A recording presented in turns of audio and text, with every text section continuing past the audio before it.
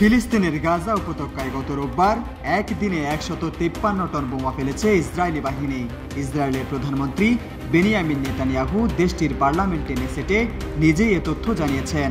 নেসেটের সদস্যদের উদ্দেশ্যে নেতানিয়াহু বলেন, আমাদের এক হাতে অস্ত্র, অন্য হাত শান্তির জন্য প্রসারিত। দুর্বলের সঙ্গে নয়, শক্তিশালীর সঙ্গে শান্তি স্থাপন করুন। আজ ইসরায়েল আগের যে কোনো সময়ের চেয়ে বেশি শক্তিশালী। নেসেটের শীতকালীন অধিবেশনের শুরুতে দেয়া ভাষণে নেতানিয়াহু এ কথা বলেন। তার এমন বয়ানে গাজায় চলা যুদ্ধবিরতি চুক্তির শর্ত ইসরায়েল কতটা মেনে চলছে তা নিয়ে প্রশ্ন উঠেছে। ইসরায়েলের অভিযোগ, হামাসের হামলায় তাদের 2 জন সেনা নিহত হয়েছেন।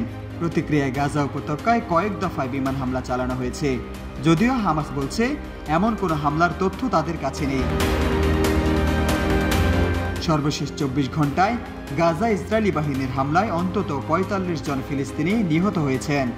গত 2 বছরের হামলায় গাজায় নিহত ব্যক্তিদের সংখ্যা 68,000-এর কাছাকাছি পৌঁছেছে। সম্প্রতি গাজা যুদ্ধবিরতিতে সম্মত হয়েছে হামাস ও ইসরায়েল। যুক্তরাষ্ট্রের প্রেসিডেন্ট ডোনাল্ড ট্রাম্পের 20 দফা শান্তি পরিকল্পনা মেনে যুদ্ধবিরতি কার্যকর হয়েছে। যুদ্ধবিরতির আওতায় ইসরায়েলি বাহিনীর গাজায় অভিযান বন্ধ করার কথা। বিনিময়ে গাজায় জিম্মি থাকা ব্যক্তিদের ছেড়ে দেবে হামাস। রাশেদ বিল্লাহ, জয় জয় দিন।